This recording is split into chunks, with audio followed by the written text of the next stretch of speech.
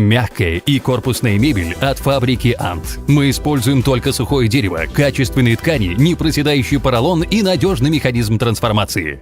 Модный шляпный дом, модели хорошисты, шапок много-много-много. Модный шляпный дом, шапки на любой сезон.